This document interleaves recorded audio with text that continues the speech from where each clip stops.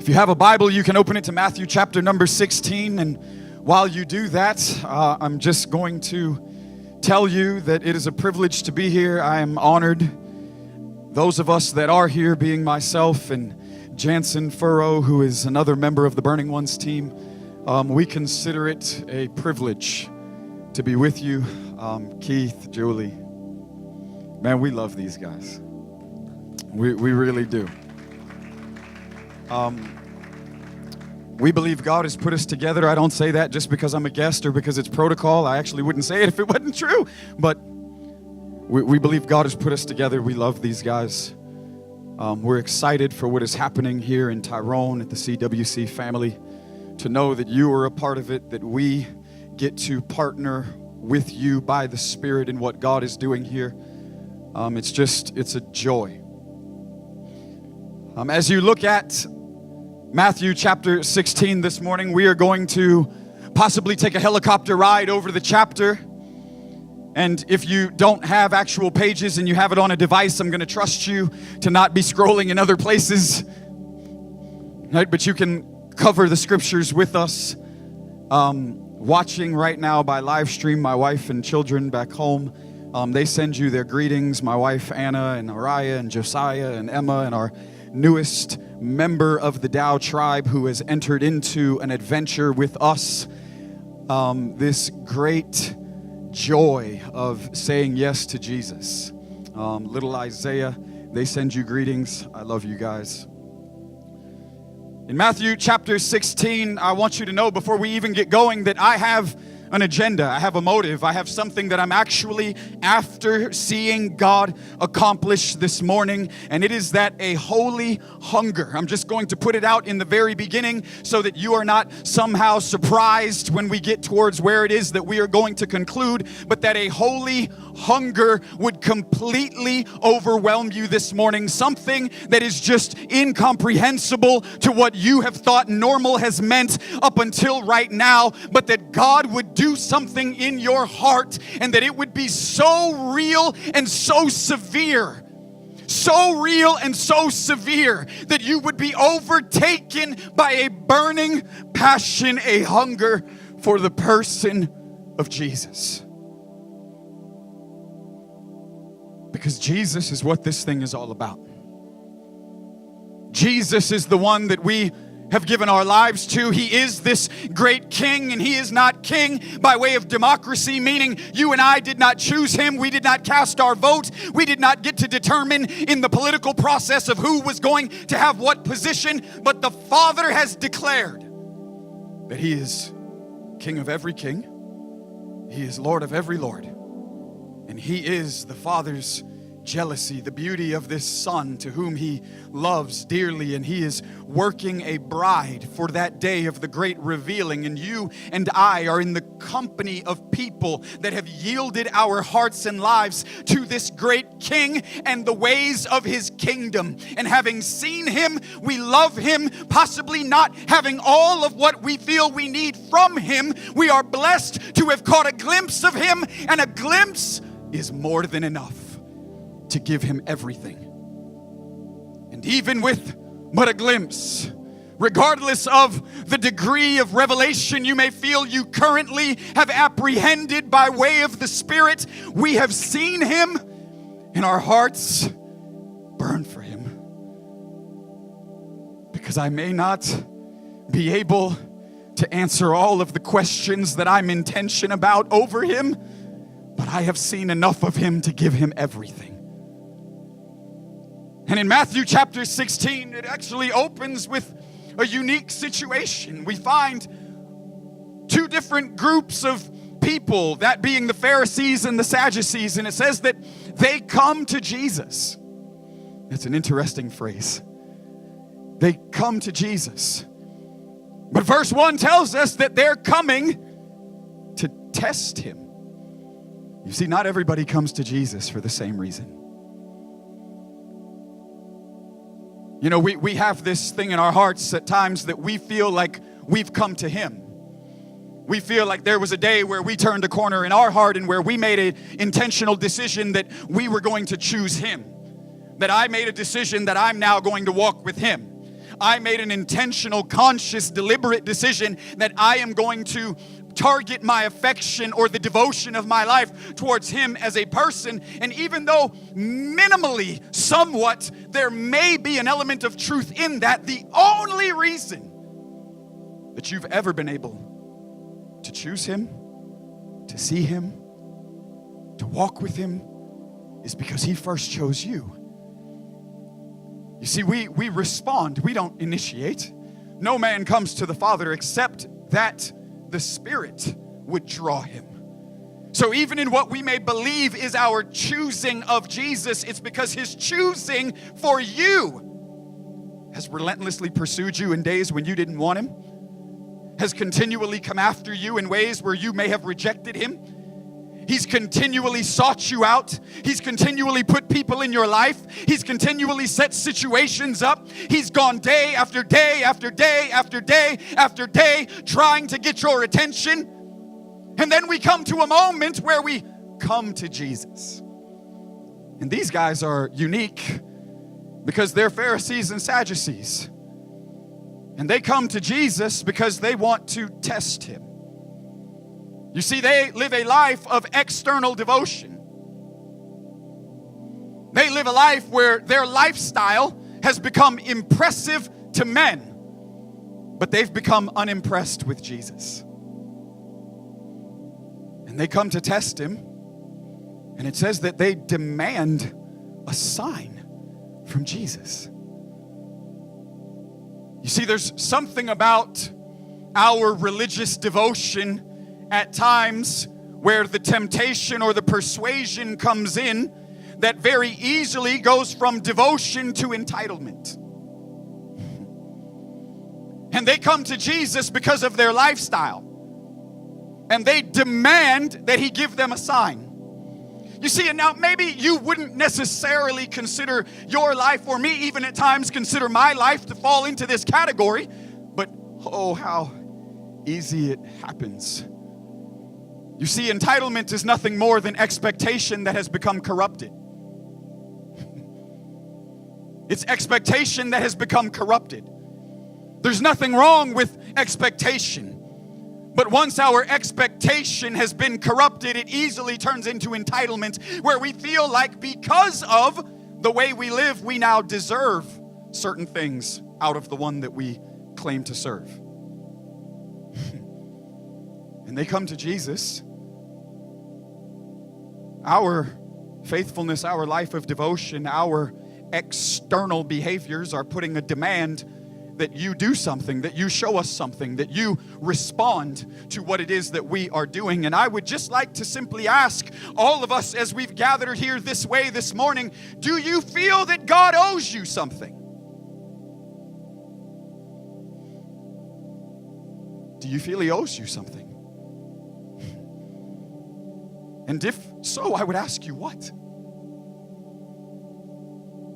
You see, they've entered into complexity of walking with Jesus. They've forsaken simplicity.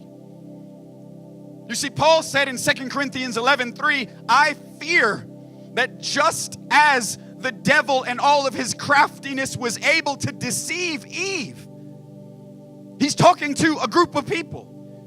He says, I'm actually afraid that even as the enemy was able to bring deception into the heart and life of Eve, that you are going to miss the simplicity and the purity of devotion to Christ. You see, simplicity means only. Complexity means and. David writes in Psalm 62, my soul waits in silence for God only. Verse 1, for he alone is my salvation. He is my rock and my salvation, my stronghold. I will not be greatly shaken. Psalm 62, 1 and 2, verses 5 and 6. He says, my soul waits in silence for God only.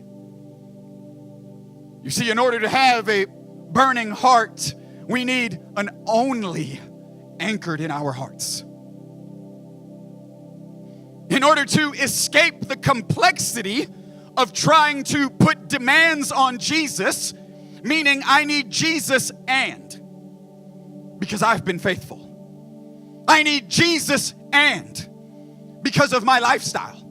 I need Jesus and because of how I've become impressive over time and because of the applause and the opinions of the crowd around me. There's Jesus and a sign.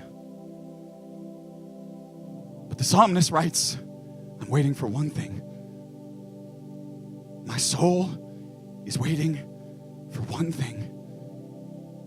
Paul writes, I'm actually fearful that you're going to become deceived and that you're going to miss the simplicity and purity of devotion to Christ. And these guys have come to Jesus and they're putting demands on him. There's something that you have to do for me. There's something that you have to show me. There's a request that I'm demanding you answer. There's something that because of my lifestyle, because of my behavior, because of my faithfulness, because of the way that I've chosen to demonstrate or express this devotion, there's something else other than you that my behavior has been tethered into. Does he owe you something? And Jesus then begins to speak to the disciples and he says, I actually want you to beware. This is Matthew 16 verse 6. Beware of the leaven of the Pharisees and the Sadducees. And now they're confused and they don't really understand what he's saying. And they start talking about, man, we missed it, bro. Like we should have brought more bread with us.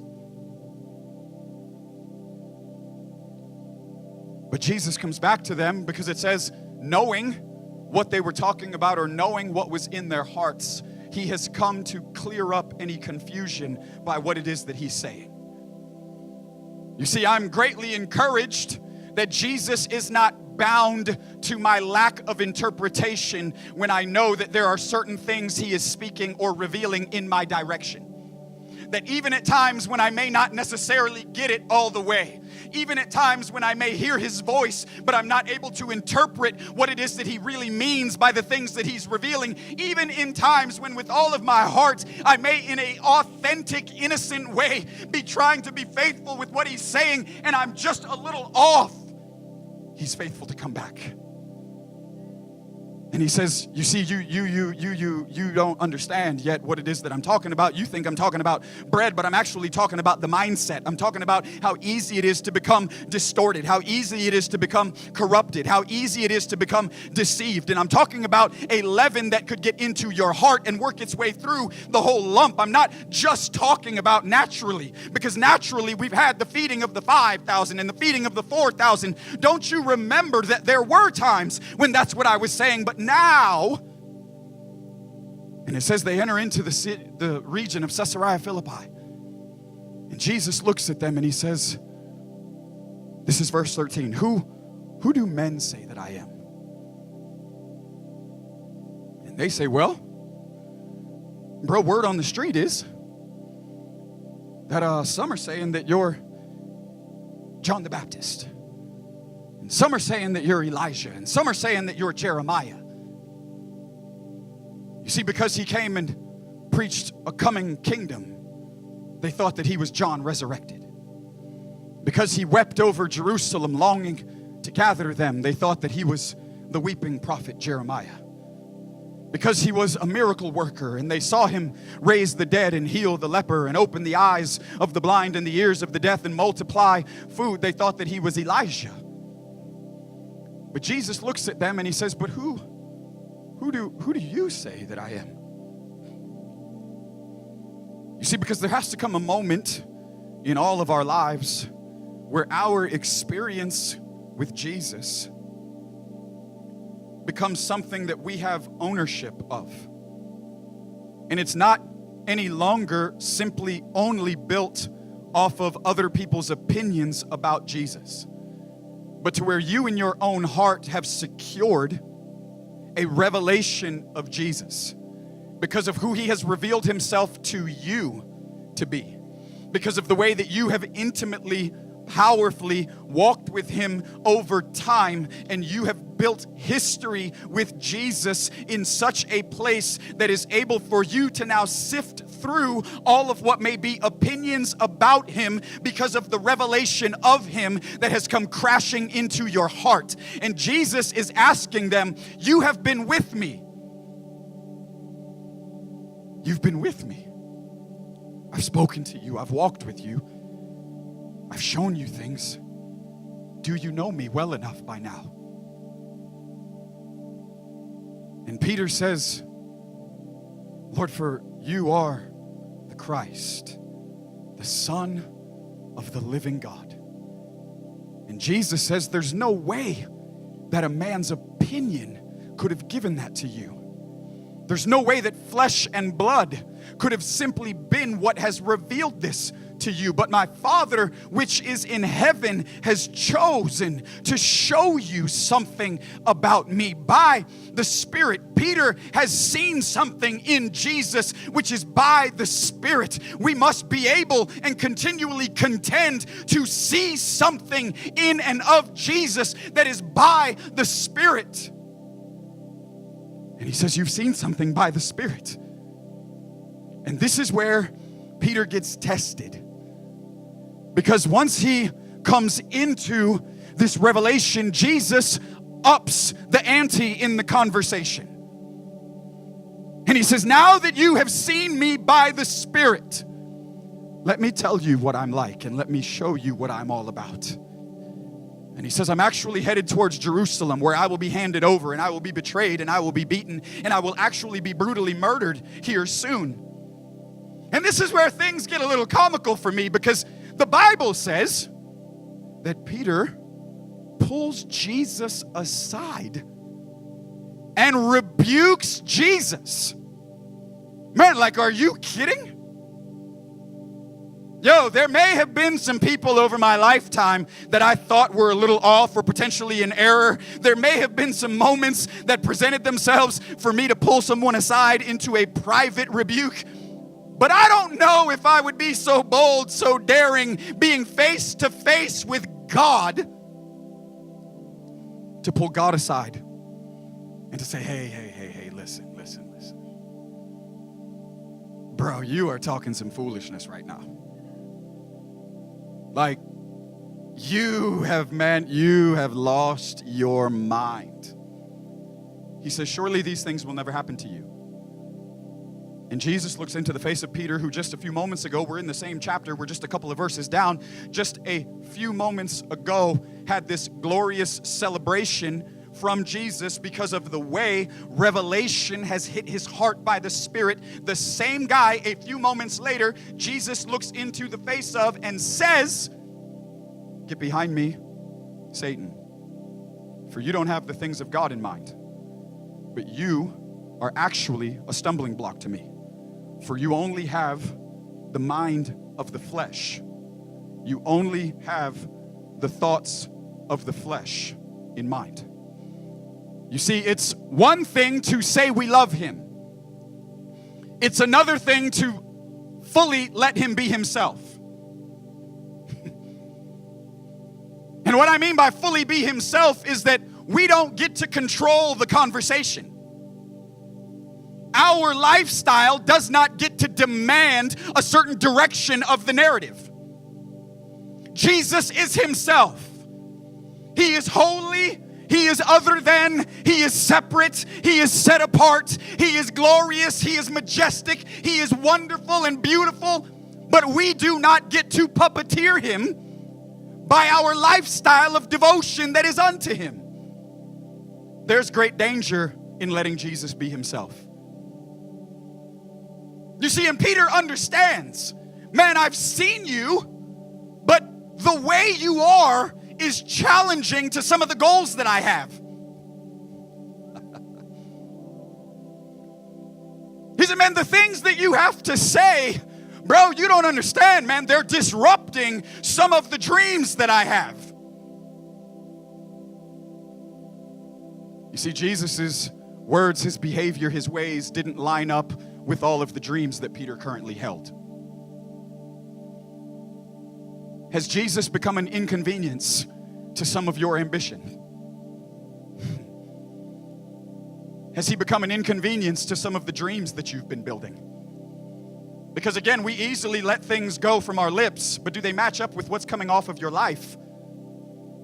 You see, because it's nothing to say that we're hungry for him. It's nothing to say that he's all that I want. It's nothing to say you're the only one I'm after. Those things are easy to say. But do they line up with what your life is preaching? Do they line up with what's actually coming out by way of the way you are living, by the embodiment, by the substance of who you are as a person? This is the deception, is to fall into a place where our language receives an idea of who Jesus is, but our lifestyle becomes challenged by who he actually is.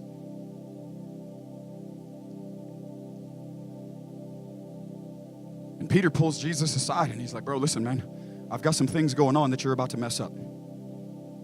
There's no way that you can go and die. I understand, like I get it. Maybe you've just had a lapse, of proper thinking for a moment, but you gotta get it together, because there's some things that, me and the guys have been talking, and we've been trying to build something, and we feel as if, man, we've got a good thing going on, and this has been going somewhere, and if you are really going to do the things that you're talking about doing, man, that's an inconvenience to me, because it doesn't match well. It's not bringing harmony to the plans that I have. You're not seeming to be concerned with the direction that me and the guys want to go, and so I've got to pull you aside and tell you to get a hold of yourself. Jesus says, if anybody's going to come after me, let him first pick up his cross. Let him deny himself. You see, self-denial is the doorway to discipleship. It's the laying down of the I. Paul says, for the whole world has been crucified to me and I to it. And it's no longer I that live, right? Galatians 2, it's no longer I that live. This I is extremely beautiful because it's not the old I. Right? I know the person that I used to be. I don't want to be that person anymore. Jesus has laid it down. It's in the grave. It's buried. It's dead. It's gone. I don't want to ever go back to who I used to be. But Jesus in Paul is not only declaring and referencing a sense of an old life, but he's also communicating that there is a surrender of this new I, where we don't become so infatuated with the idea of what Jesus has done in us over time that we are no longer willing to submit and surrender and lay down and be inconvenienced and be detoured. We sing songs like "My life is not my own," and then we spend all of our days and all of our efforts trying to cling to, by way of preservation, the idea of what our dream in Jesus should look like. And Peter is being confronted by who Jesus really is. And you see, I feel this is exactly what Paul was speaking about. He said, I'm actually afraid that you guys are going to start to try to build something or do something, and you're going to miss the simplicity and purity of devotion unto Christ. And God has to, by way of the Spirit, at times intervene and step in front of us and say, do you have an only in your heart still? Or have you built these ands over time? Like, yeah, I love Jesus. Like, I get that. Like, we've done that. Like, I've been there. Like, it's cool. Like, man, like we've already got that kind of set up. That's already kind of taken care of itself. But now I'm going on to these other things, and yeah, because I've got Jesus now, and now I need him to do this, and because I've got Jesus now, and now I need him to build this, because I've got Jesus now, and like, I mean, it'd be cool, and if he did this, or if he said that, or if he made this happen, like, all of these other ands can become extremely complex, and they, over time, can eventually begin to eclipse the desire that we have in the place of only.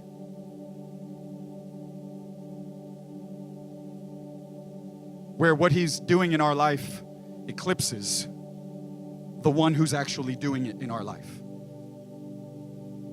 Where the responsibilities he's given us, where the place in life that he's put us, where the things that we're contending for, the things we desire to see breakthrough in, have actually eclipsed the simplicity of a love that in the beginning days were solely tied into one person and one thing, as David said.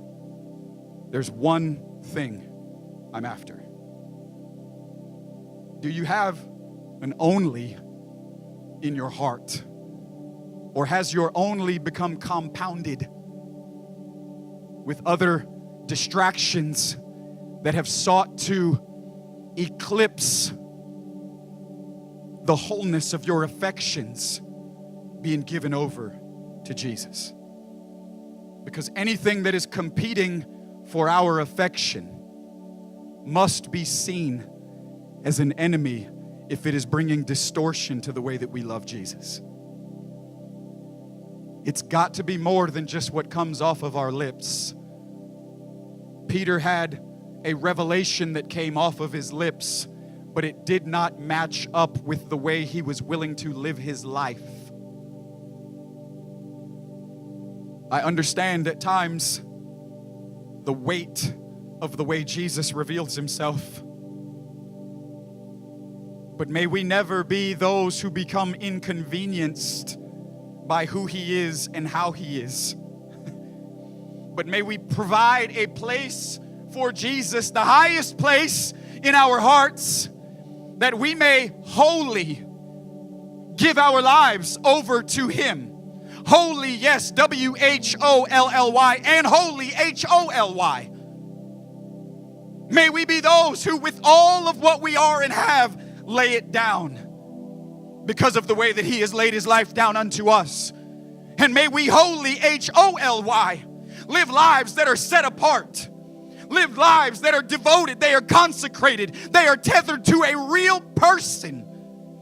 And his desires, because I've caught a glimpse of this great king, are now the only thing that I'm interested in being the main influence. The dominant theme in my life is Jesus only. And whatever comes out of that, praise God. But if I don't have that, it's time to lay it down again.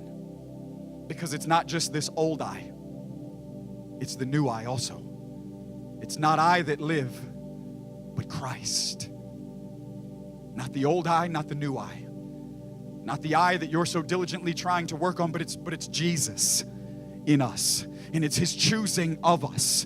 And it's his love that is over us. And it's his desire that is towards us. And it's his destiny that he speaks over us. And it's the dream that he has for you and for me. And it's the way that he has connected himself to us that enables us to be able to love him the way that he deserves. So this is all I'm going to do this morning.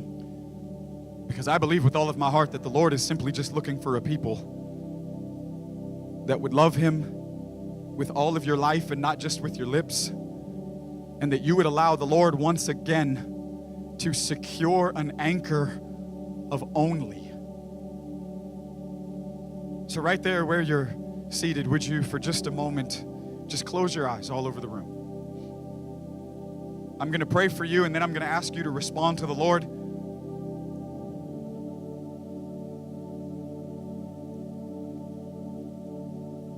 Come on, just close your eyes and fix your gaze.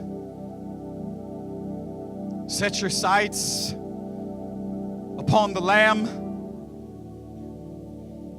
John the Baptist said, "Behold, the Lamb of God."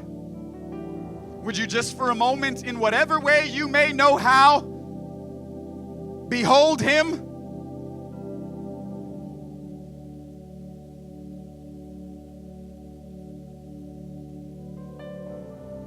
John Wesley, when he was asked what one thing, if he could see anything happen to a man or a woman every time he preached or he prayed, what one thing would it be that he would long to see manifest itself? And he said, I would that men and women would be gripped with a hunger for God.